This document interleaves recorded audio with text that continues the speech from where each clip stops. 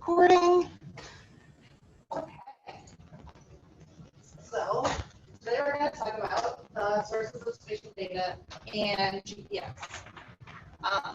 The book doesn't go into sources of spatial data in this chapter, but when I've taught this in the past, I've kind of smushed these two topics together, so it's staying that way.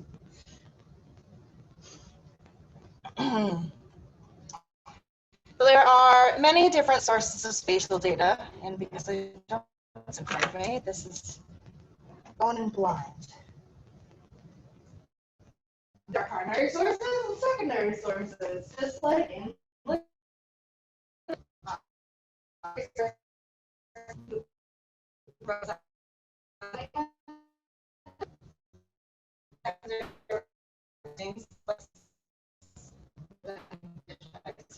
are also other sources from the government, from private sectors, and from online mapping like OpenStreetMaps.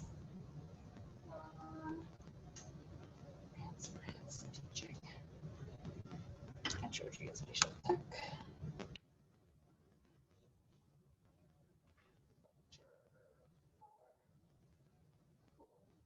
Notes. In case I don't forget anything.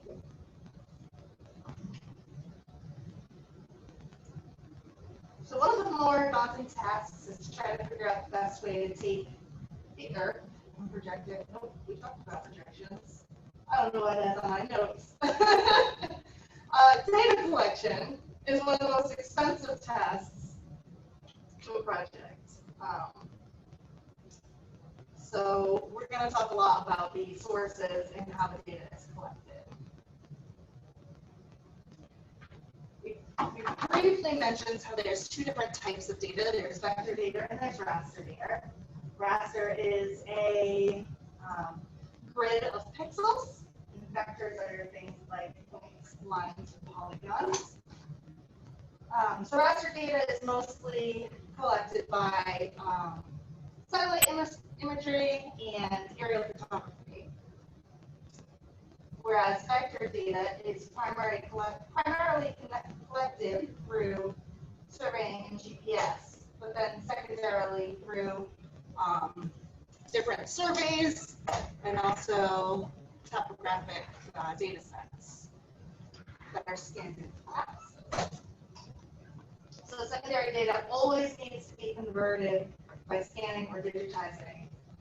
It doesn't just come into your program easily. Kind of like how we did the georeferencing. That's exactly what it is. So other sources of spatial data.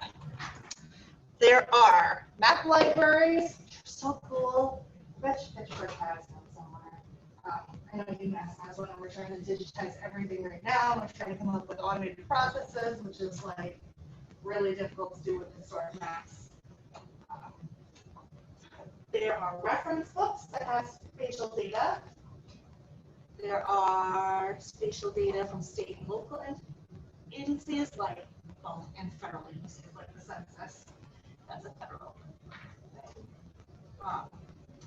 State and local agencies all collect different things about you. Like your local pizza place may have a database that has like your name and address and your favorite pizzas that you've ordered in the past. And that is a spatial database because it has your address and everything that you put in. There are commercial data suppliers, so there are some companies out there where you like sign up for something that takes your address. I want to see TikTok because that was in. I was on NPR this morning, but I don't know if they ask for your address. But then they'll sell that information to other groups that will advertise for it to you. So if you end up with a piece of mail and you're like, I never signed up for that, it's probably from a commercial data supplier and someone bought it. Online mapping tools are also another source of spatial data. Well, geez, it's difficult to see that. Let's hide the meeting controls. Cool. All right. So there is something called the National Spatial Data Infrastructure. It was established in 2002. That's when I graduated high school. The goal of it was to reduce the duplication of effort. A lot of agencies were both going out and mapping Pittsburgh. And so somebody sat down and said, why are we doing all this extra work? They came up with this. It improves the quality, it reduces costs, it makes it more accessible to the public.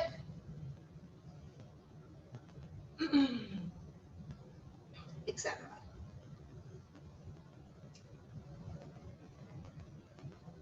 Locally, we have Mass GIS, and they take care of all of our state mapping, including things like the ambulance addresses, which is really useful. So every year they'll go through and they'll find out what new houses have been built, and they'll add that to the database, so it's always up to date. All right, we're going to go into some cool, different national data sources. I'm just looking through my speaker notes real quick to make sure there's nothing crazy important until we get into GPS. So we have the nationalmap.gov. It's ortho imagery, which is another way of saying satellite or aerial photographs. Ortho imagery, they used to take two pictures side by side and use a special viewfinder, kind of like those clippy ones that I had as a kid, and it would make the image 3D. So they are seamless images. They should not have many distortions, just some ones. And it's a 1 meter resolution. So that means when you're doing some spatial analysis, you want to use the best resolution you can. And it's going to take an area that's a meter, which is about this wide. And it's going to make that all the same color.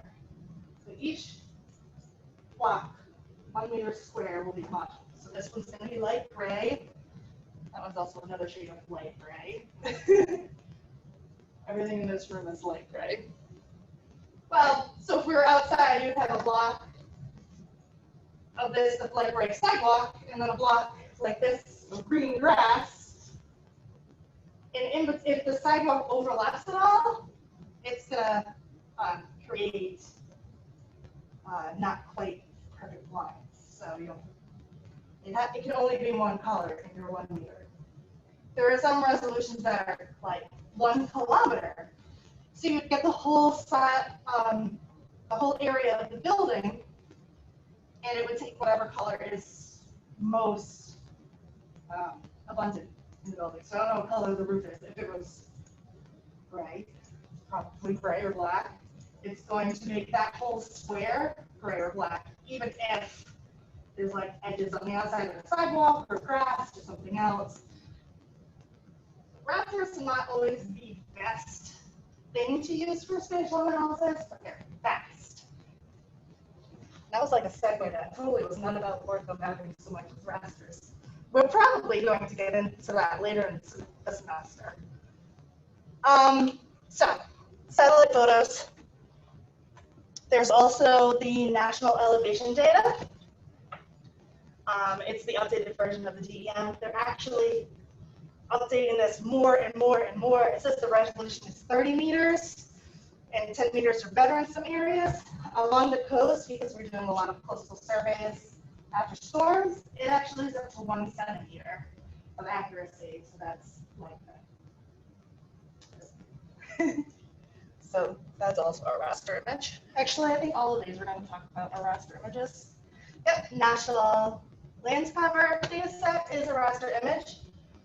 And it tells you all of these 16 different land cover classes.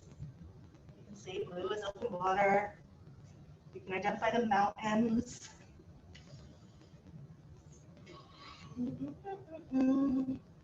The cities are bright red. It's a little hard to see. You can see Boston and New York City. Then this red is probably cropland. All of that like orangey. And then the yellow is hay. The gray is, peach is barren lands, those are the mountains. And green is going to be forests that are in the mountains. What you notice is there's not a whole lot of forest left. This all used to be forest here, now it's crops. There's a lot of forest where we are. A lot of forest in the Appalachian Mountains. Most of this forest is burned. And a lot of this has been used for croplands. One thing you can do with a land cover raster layer is compare them between old and new. I don't know if there's one in 2020. They come out every couple of years. I do know there's one in 2012. So if you look at the 2012 versus the 2016, you can see all of the new development. There's some really good ones from Massachusetts where you can see that suburban sprawl start creeping up on Western Mass. There's also the National Hydrology data set. Oh, I said they're all rasters. This one's not. This one's mostly lines and polygons. So this gives you every single watershed in the United States. It gives you them from the bigger basins, like the Connecticut River Basin where we are, but then it also breaks it down into smaller ones. So you have Connecticut River here, and then the Blackstone River watershed here. And it goes down even as far as your local streams, so it'll have a watershed around that. I think there's 16 different zoom levels. That's really good for like erosion and flood mapping. There's also national water data sets that will show you droughts. This time last time I taught this course. You can see how it's not a severe drought in the area, but it's below normal this year. Right now, I think we're in level 2, so we'd be showing up bright orange at the whole Northeast. I wish I had gone and got this. Maybe I can. Well, it was last year this time. I bet. Actually, I don't know what it looks like now, but I'm going to go find out.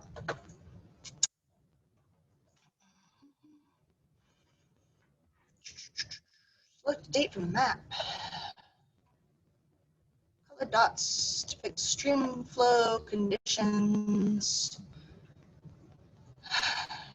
I want surface water, I think.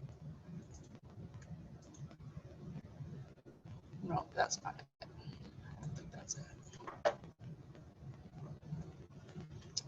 That's daily stream flow. Well, okay, so they have updated their map, or I'm on the wrong one. I think I'm on the right one.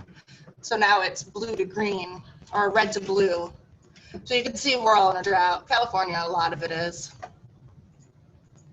I don't like it. It's just the same way it was.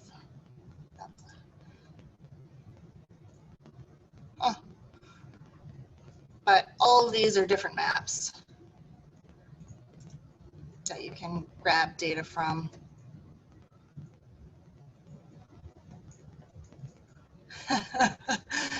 And sometimes you ask for the whole map and it says, no, there is too much data to display. So drought mapping is one of those things you can grab.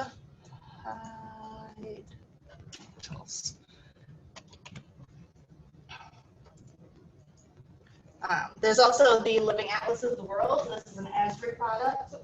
We are, I think for next week, going to start using ArcMap or ArcMap Pro, or if you want to use an open source version, there's QGIS. Right? So Lab 5, we start having 3 options of programs to use. QGIS, ArcMap Pro, or ArcMap, which is ArcGIS Pro and ArcMap Desktop. You can get trial versions of the Esri products. Instructions to do that are in the lovely opportunity. QGIS is free. A lot of computers have all 3 programs, so you can choose which one to use. I prefer ArcGIS Pro. That is kind of the future of where we're heading. ArcMap, they're going to stop supporting. ArcGIS Pro allows you to connect to a web portal where you can pull data in really easily. ArcMap, you can do that, but it's harder. Cube, you can do it too. The controls are just a little different. I will have data sets for all 3 up, instructions for all 3 up, and I'll have questions for all 3 up, underline, flat. But Esri produces this Esri compiles this living atlas of the world. So it has things like satellite imagery, it has wildfire activity, stream gauges, traffic, earthquakes, all sorts of data layers, population, poverty status, and more. There's a huge amount of layers. And the Living Atlas is all reliable data. It's all been sourced from agencies that have reliable data. So when you go and you do a project, this is one of the best sources.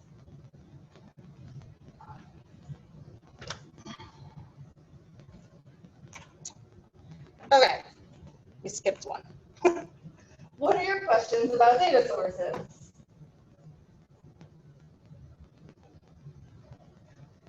Yeah, that's a lot, right? Is your brain ready to explode this morning? Not yet? All right, cool. Say it again? Yeah, the Atlas thing is really cool. I use it all the time. Anytime I'm really any data set. Recently, I've been working with salt marsh cordgrass, which is like this grass that grows in salt marshes. And I needed to find elevation data for the marsh, because we're comparing the cordgrass height versus elevation. So I just went to the Living Atlas and I said, give me the DM of the United States. It pops right up. So much easier than the old way. You'd have to go to like the state GIS service, which in this case was North Carolina, and ask them for the data. And DMs are usually huge, so they would send you like a hard drive in the mail sometimes. Massachusetts asks you to send them a hard drive, they'll load the DEM data and send it back to you. They used to. Now, the Living Atlas is like a huge thing. I was helping my friend map lobsters, and they've got seafloor temperature on the Living Atlas. It's really cool. Planktonic blooms. Yeah. So, I talked about that for like an hour. But let's talk about this space GPS. So I've been up here talking for 15 minutes now. Let's go to Blackboard. And on the top there is a warm-up. Let's get your brains working and your blood flowing. The London Time Machine interactive map. This is a really cool use of GIS.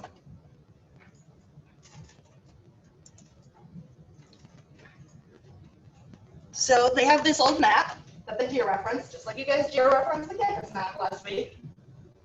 And that is the spyglass over it. So you can see what it used to look like versus what it looks like now. And that should move around. Yep. You can, on Blackboard, the top one, it says warm up interactive map.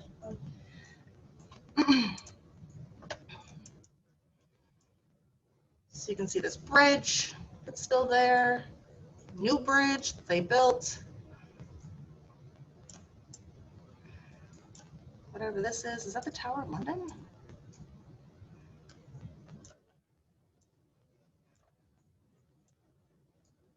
Yep, that's the Tower of London. That was lots of queens over the years have been imprisoned there.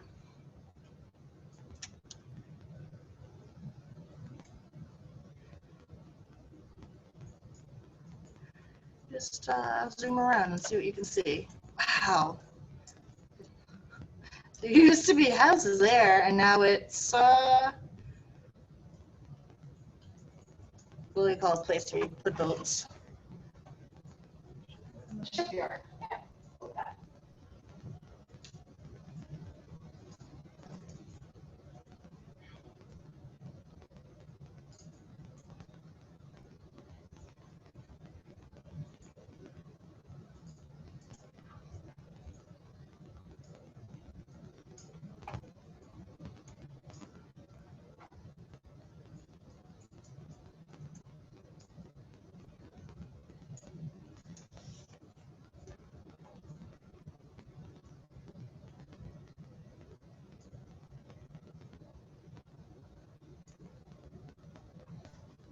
Cool.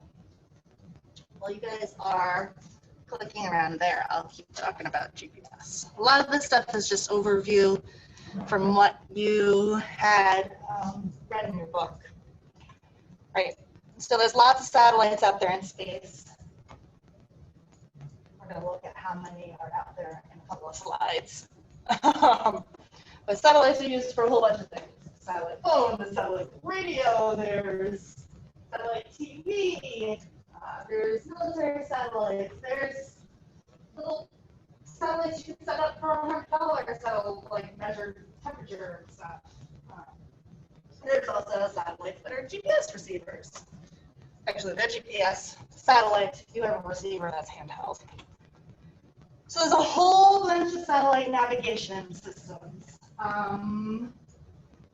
Here, actually, I'm not so I can read. There is. Let's see. So, satellite navigation system is a system that uses satellites to provide autonomous geospatial positioning. Right. As of October 2018, the U.S.'s GPS and Russia's GLONASS are fully operational. That is these two in this column. Operational.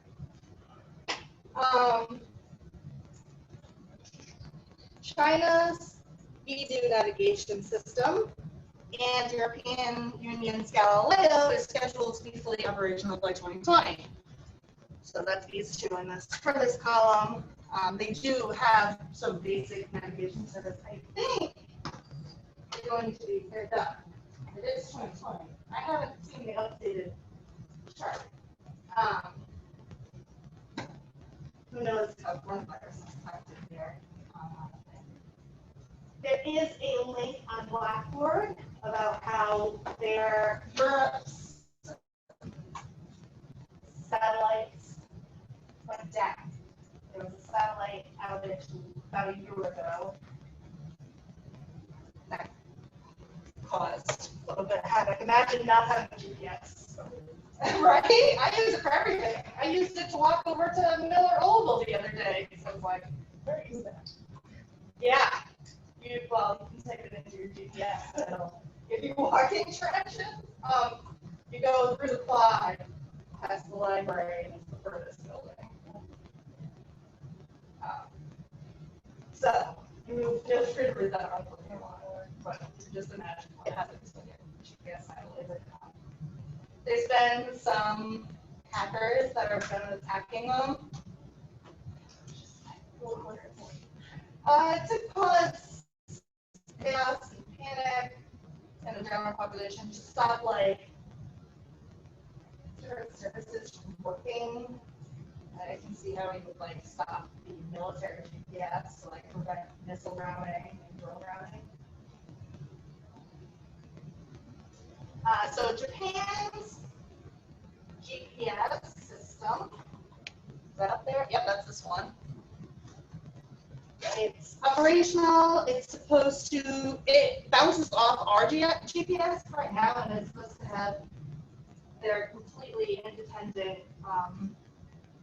satellites by 2023.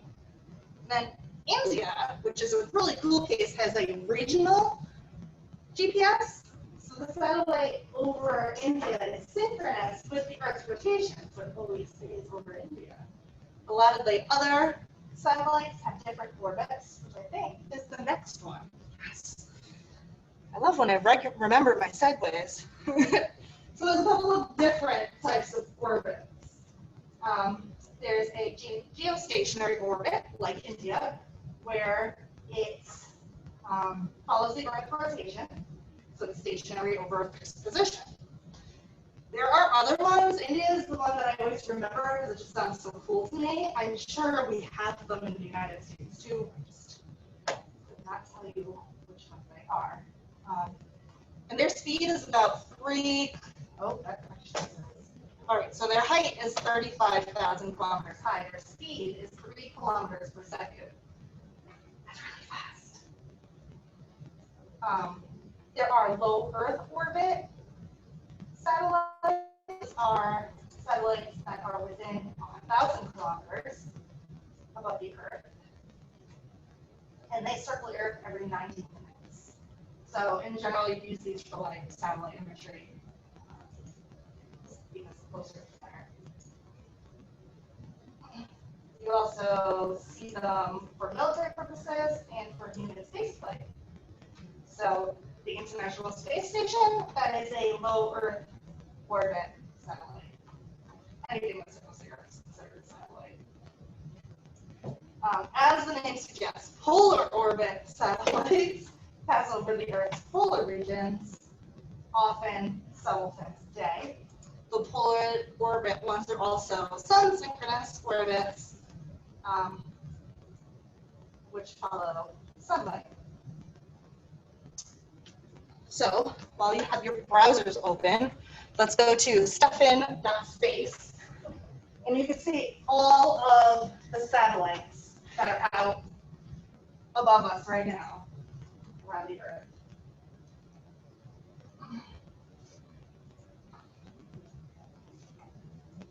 There are a lot of them. You can click around, it's interactive. You can search for specific ones, like if you wanted to look for the international. You can make it totally glitch and go nuts. Maybe just refresh. And I think because everybody tried to jump on to the same exact time, it is getting a little slow.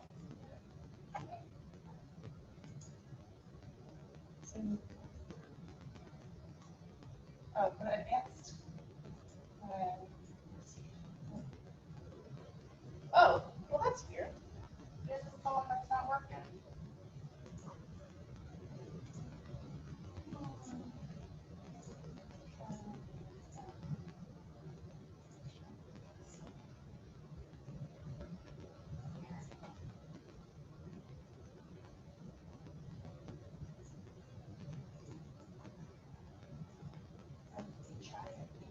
I don't know why it works through Google. I know, isn't that crazy how there's like a satellite cloud around the Earth? Well, it's a lot of stuff. It is. So what different types of satellites have you found? You're on NuSTAR. What is NuSTAR? NuSTAR is a payload. So it brought something out to space. Yeah, now it's stuck there. Yeah. Yeah, mine are black. As soon as I click on a specific like satellite stuff, it just like start refreshing it. Go ahead and try refreshing it.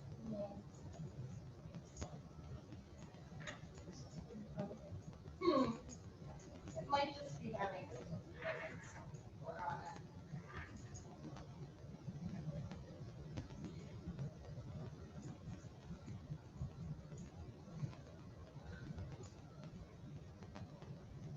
Alright, let's wait for like half the people to stop. And then we'll refresh again.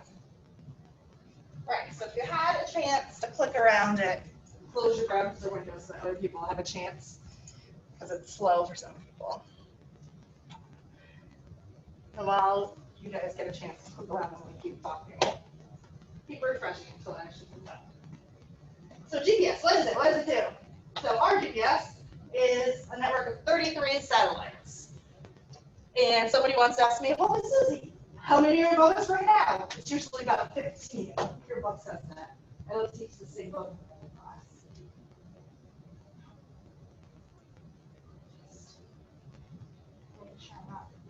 Yep, okay. So ours is owned by the United States government, and it's operated by the Air Force. And with it, you can determine your latitude, longitude, and elevation. And I will go over that in a little bit, and we'll talk about train operation. So your location is determined by minimum of 3 satellites. That'll give you the latitude and longitude. When you add in the 4th one, then you get elevation information. And our first one was launched in 1978. And this shows the different satellite launches. Satellites don't last forever in space. The older ones, you'd be lucky to get 10 years out of. The newer ones have a design life of about 15 years. They stay up there a lot longer. Sometimes there's enough rocket fuel left over if they have fuel on them to readjust. So you shoot them back out to Earth, and we can reset the parts. But for the most part, a lot of them just end up staying out there pretty much forever. They naturally fall down.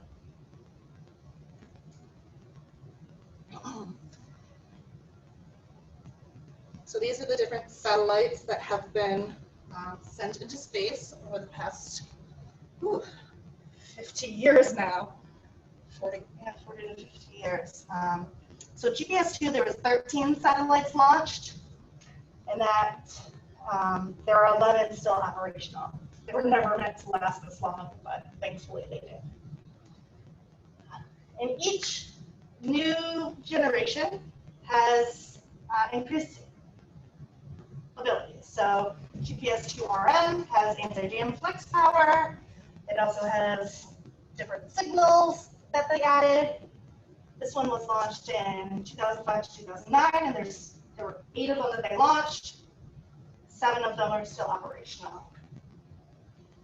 One of them, I don't remember which one and which series, had their solar tilt mechanism jammed, and they weren't able to get it unjammed, so they had to decommission it.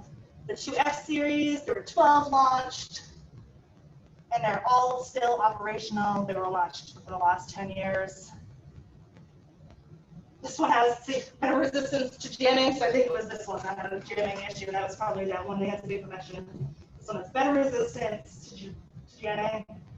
Reprogrammable processors, so they can get software updates out there, which is like a big thing in satellite technology. And then we're moving into the GPS-3 era, where they're going to launch 32 over the next couple of years, and they're going to have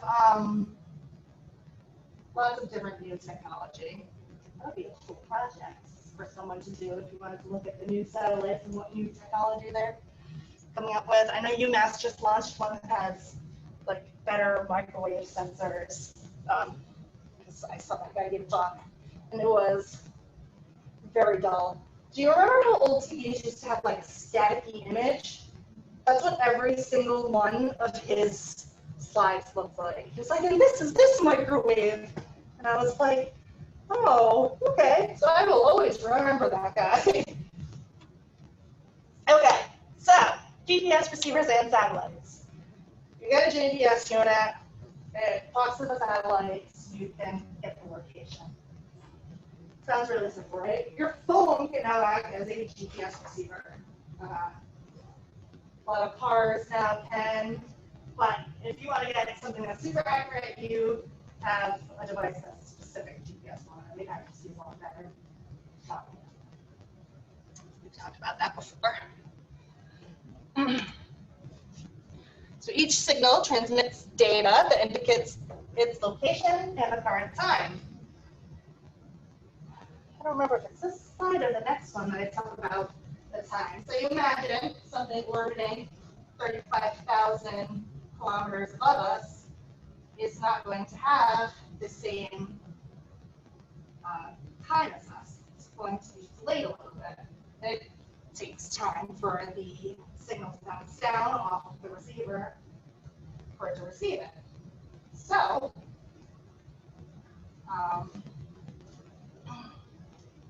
it uses some sort of math. There's a mathematical formula behind it that determines the time difference. Actually, the next slide. This slide shows you all the different signal patterns. So each satellite's not sending down the same exact signal. All of these signals are being sent at the same time, but they're all different. There's like, to simplify it, pink squiggles, red squiggles, and blue squiggles that your receiver understands and synchronizes to. This is about the time differences. The time signal, actually, it tells you the part of the mathematical formula. So the receiver gets the signal from the satellite, and then the time difference, not just the time zone, but also like the distance versus, I don't remember what that, I should put that on the slide, but I don't remember what the formula is.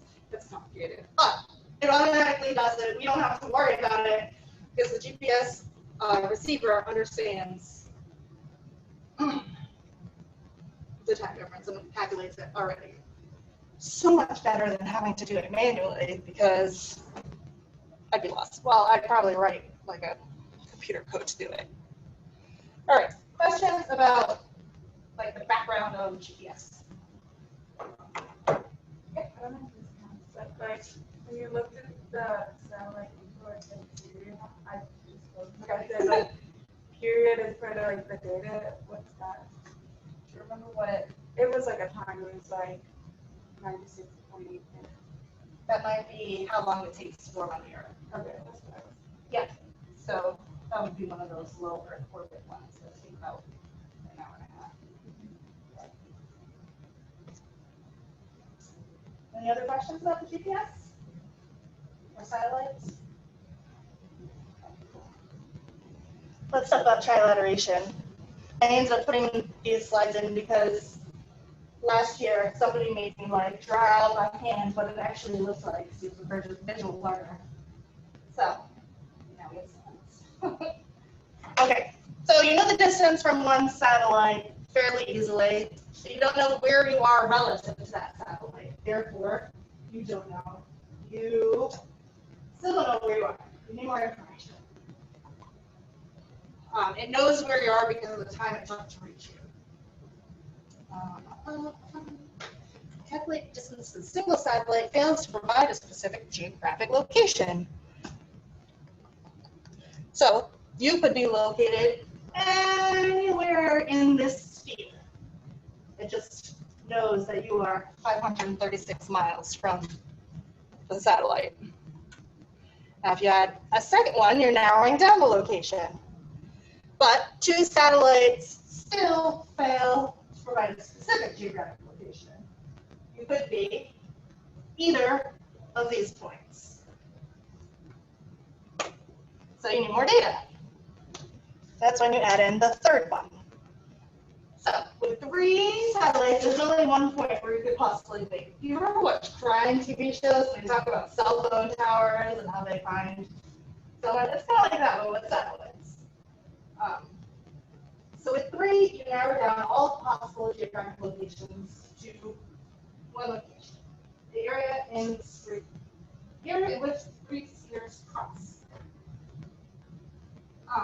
So most GPS units can determine a geographic location based on the signal of the 3 satellites. Now, we did mention the 4th one. I don't have a good picture, although I think your book might have done the book. So adding that 4th one then would give you elevation, which is usually one that's closer to the horizon and that shoots over it, and you can find that elevation data.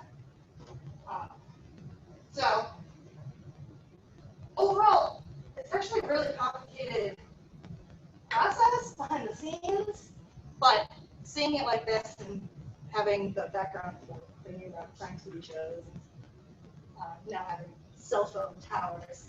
It's actually a lot easier than it was in the past.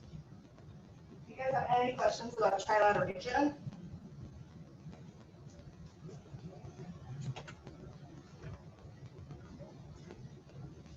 No? Cool. Well, that's awesome. That was my whole spiel on GPX and GIS, GPX and spatial data services. The book does go over applications in this chapter. So let's go around the room. You can each tell me a application where you would use GPS.